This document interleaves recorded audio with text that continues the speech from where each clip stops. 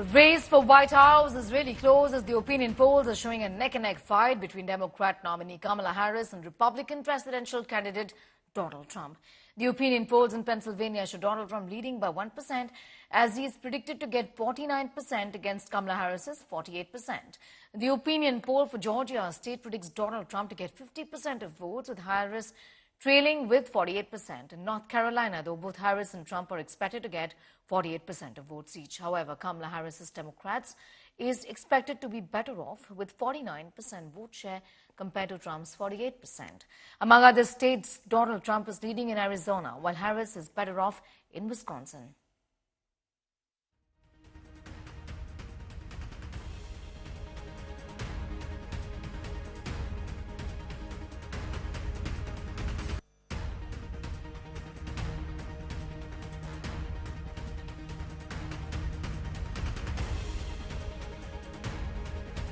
Simple question, are you better off now or just remember this. I'll tell you what, you remember it.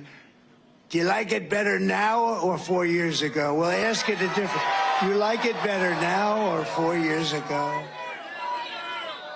And I've come today with a message of hope for all Americans. With your vote on Tuesday, I will end inflation. I will stop the invasion of massive numbers of criminals coming into our country. Thank you very much, Kamala and Joe. And I will bring back the American dream, and we'll bring it back stronger than ever before. But this is all you need to know. Kamala broke it, and we will fix it, and we're going to fix it fast.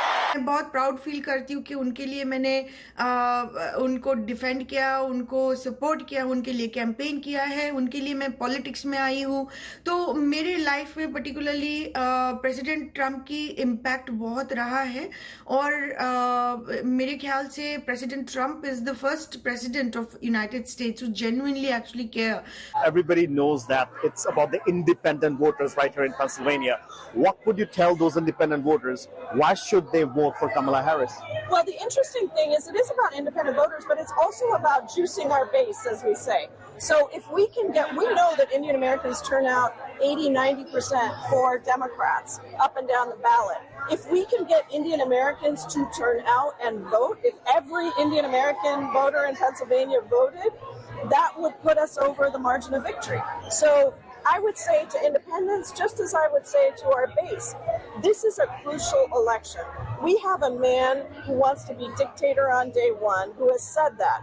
He has a plan that includes what he did in his first term, denaturalizing people who have already become U.S. citizens. This is a man who instituted the Muslim ban. This is a man who wants to give tax cuts to the wealthiest and take it from the middle class.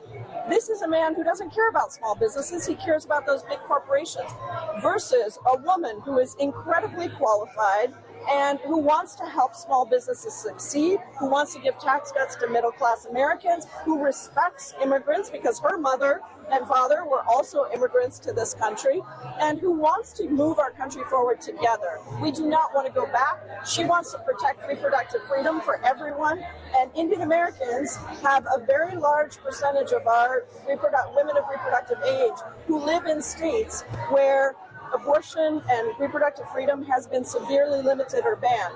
So this is a moment for everyone to come out, do what they can in the next 16 days, get Kamala Harris elected.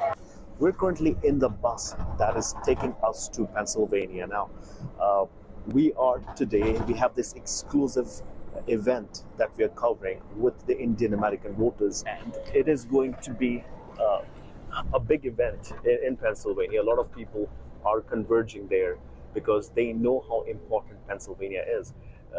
19 electoral college votes from the state of Pennsylvania, and these volunteers and voters believe that that they can actually convince some of those independent voters that will end up deciding who gets to the White House.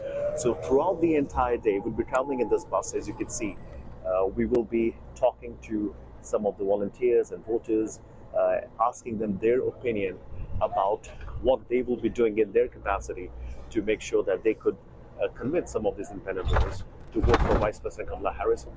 There will be some door knocking that we will cover, and we will be embedded with this entire volunteer team as they knock doors in Pennsylvania. This is what a campaign stop looks like, and you look at these people, they're trying to get themselves these kits that we were talking about, some of the postcards that we've talked about, and, these bags which are really fancy, they talk about, they have vote Mat written on them. This is how the Indian community is positioning itself in this campaign. They're out there at the front and center of it all. They have systems set up. We talked about the apps that have been set up that tells them where to go, where not to go. Everybody that gets out gets one of these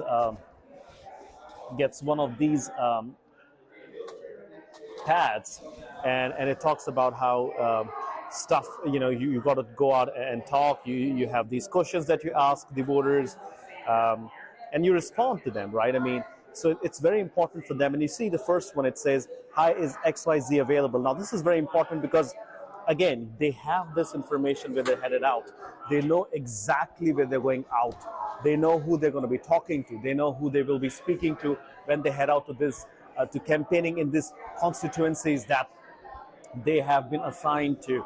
So it is a very, very, hot, a topic here, which is, will Kamala Harris win the state of Pennsylvania? And Indian Americans are doing their part right now in making sure that they can do whatever they can to make sure that they elect Vice President Kamala Harris as the next president of the United States.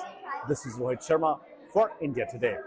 There are a lot of factors that are not in the favor of Vice President Kamala Harris, and we've talked about a lot of them on India Today. We've talked about how she only had 100 days to launch her campaign and introduce herself to American voters. We've talked about how she was not able to come up with a policy platform.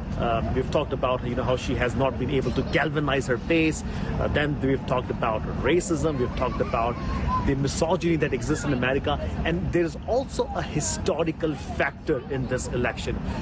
There has been only 6 instances in the past